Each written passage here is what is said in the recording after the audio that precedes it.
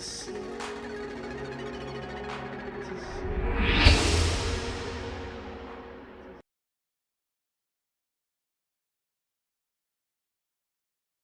I'm Nick Giraudeur, as it says, I'm Global Head of Portfolio and Workplace, so I don't have any background in facilities management, so I'll just make that clear up front. So no technical facilities questions, please.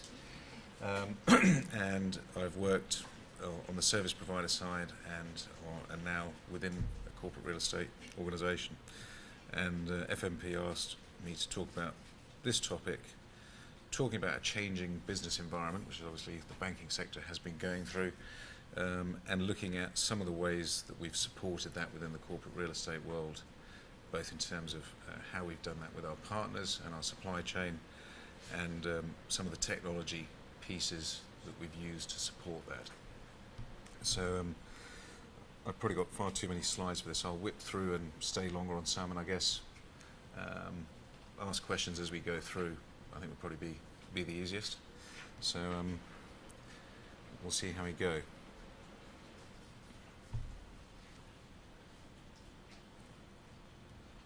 Well, we got one slide. Please work.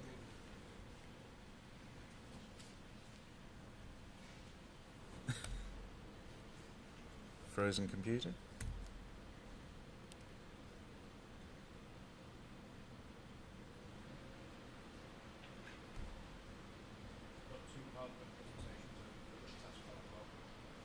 There you go.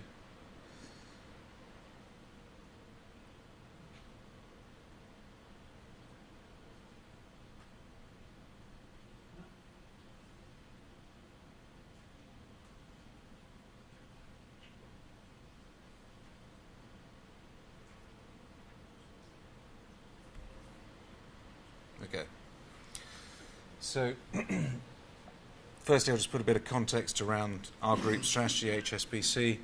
Then, how as a function we decided to try and align to that, and what direction we wanted to take as a team, and then look at some of the tools that we use as an enabler. And then I think what came out of the out of the session this morning was that it's very much around the process and systems and the people behind it.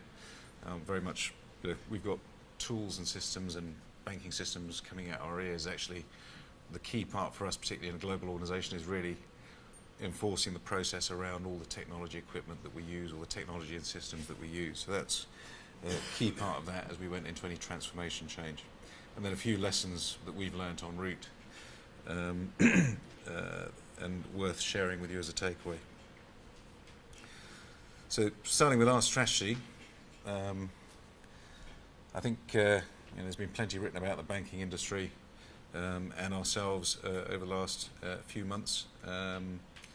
So our strategy is aligned with dealing with the economy as it stands today and the challenges of the banking industry. Certainly one of the things that we feel are the benefits that we can get out of the new globalised economy and how it operates is having a very clear strategy around going to markets which are key international trade markets. So our background's trade, Hong Kong and Shanghai Bank, so we're a trading bank.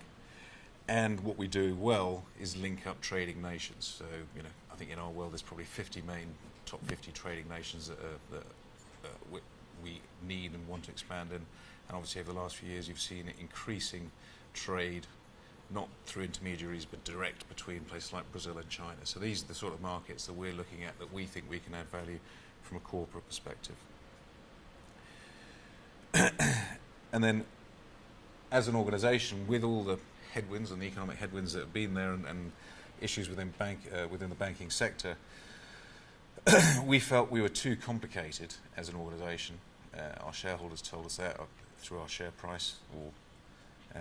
So we've gone through a major process of what we've called the 5 filters approach to the business. So looking at all our businesses, all of the countries, and establishing whether or not they fit into those 5 filters and whether or not we have a right to win in those markets and whether we're going to stay in them. So that's had a lot of impact from a corporate real estate perspective in terms of how and where we're operating and what we're having to deliver in certain markets. So we're coming out of various markets, and those have been announced, and we've had to be reactive to that. But within the overall organisation, you'll see these blue circles, I think I'll call them. These blue circles, I will highlight how within the corporate real estate arena we've tried to align to those in any sort of transformational change that we've undertaken within the CRE world. So if there's three things, how we want to move from a fragmented organisation, this is still corporate objectives, towards a more cohesive and focused, very complex management structure. How can we simplify that? Federated business model, move towards global business model. And actually, those three things completely align to where we felt we were in the corporate real estate world X number of years ago. So I joined in March 2010 as a new part of a new global team, and we took ourselves off to an off-site and said, what are we going to do that's going to make a difference? And we were quite fortunate in that we decided at that time that we wanted to move towards a more global structure as opposed to from very much an in-country structure. And at the time we were in 92 countries or territories, towards a more global model. So we'd started our journey, and these journeys take a fair amount of time in our sort of organisation, in about March, and then obviously the world's continued to change, and our organisation, I think it was probably beginning of 2011, started moving much more towards global businesses. So the business hasn't, I hate to say that it's caught up with us, but we've got a tide of change coming behind us, which is actually supportive of our business model. And this is, again, part of the cultural change that we've made.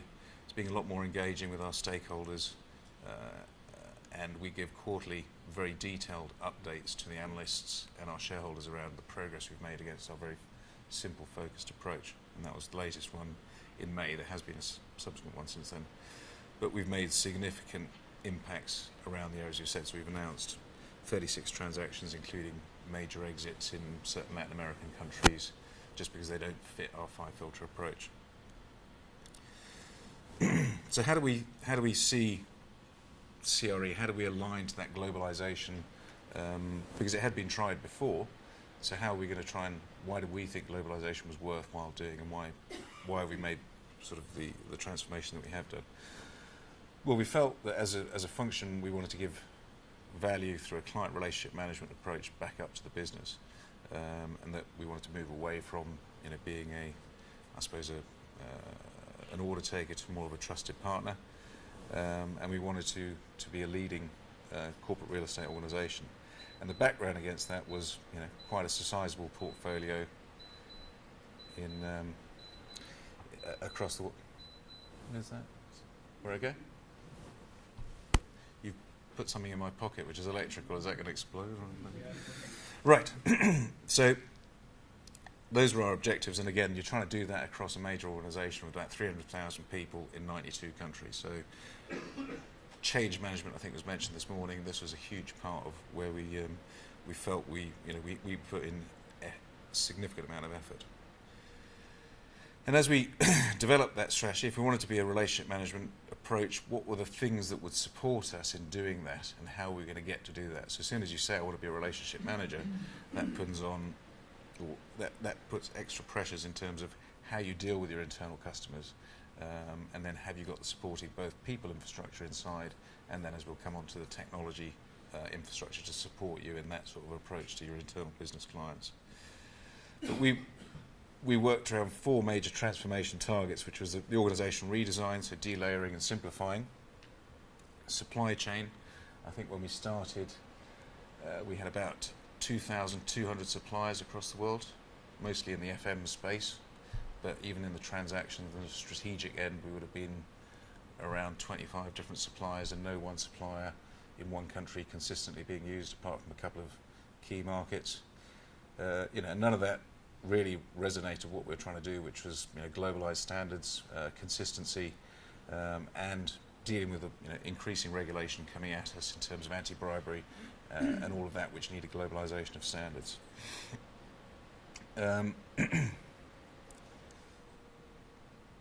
So we sat around and thought about it, talked about it. We spent a lot of time actually with the supply chain as we went through the transformation to understand what they thought they could do with us. So a lot of people talk today about engaging with your customers and engaging with your supply chain, and that's what we did even before we started, was to actually understand from the supply chain what was it that we could possibly do. And our vision out of that became that we needed to move towards, and this is sort of part of the technology, we've got, at one point I think we had more software engineers within HSBC than Microsoft. I think we had about 25,000 technology engineers. So we've got technologists coming out of our ears, and we've built our own systems, we've built huge amounts of systems. So we had a system that had been engineered to the nth degree. It was called MAPS, and it had, I don't know, for any particular property, it might have had about 1,000 fields of information that you could possibly manually input if you had all that time. So anyway, what we recognised early on was about the process and about the people. So in fact, we had a system and we had the wrong people putting in information into the system. So there was risks at various different levels. So what we wanted to have on the left was wherever we ended up on the transaction side, or however many suppliers we're going to end up with on the transaction side, and the delivery of the strategy, we wanted to have a single system, which wasn't going to be a bespoke one that we were going to develop the hell out of. It was going to be an off-the-shelf system, but also with a process and a management structure around it.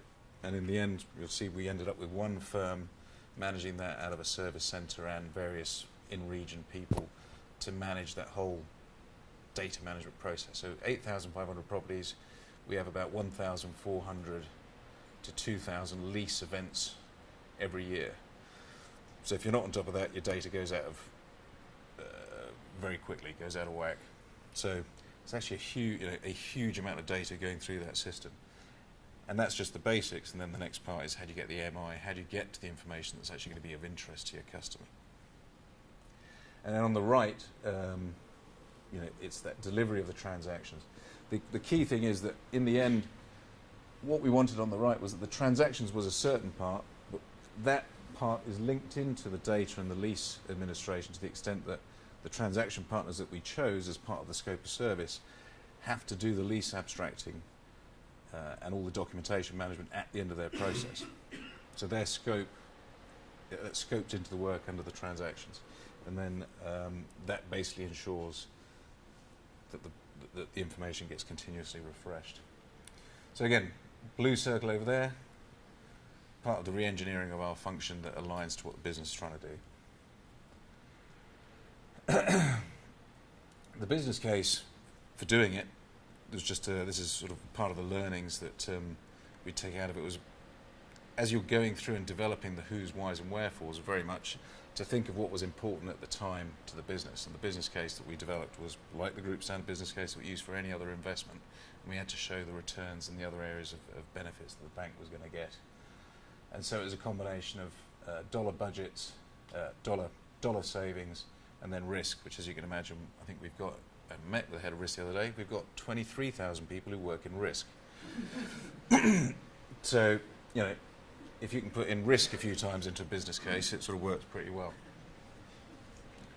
So what did we end up with? And this was the transformation, which we're still going through. So we went live beginning of 2011, and we're pushing. Sorry, end of 2011. We've been pushing it through this year.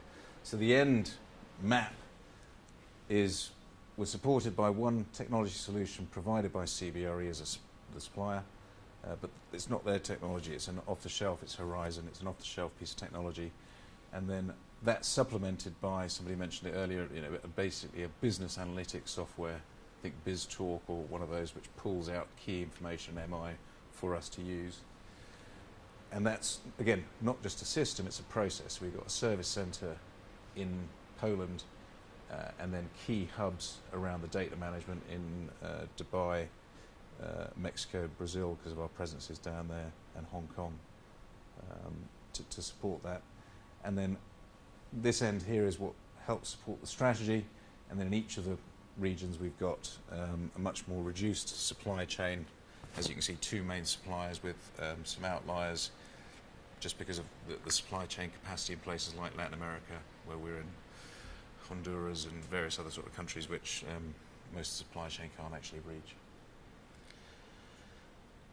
So, I suppose as workshops, I could, does that sort of structure sort of resonate with companies out there in terms of what you've seen or how you've operated? Sort of the data and the strategy side of it. Any comfortable with that sort of? So, I think it's leading edge, not bleeding edge, isn't it? It's meant to be. Or don't go and cut your own head off. Yeah. Anyway.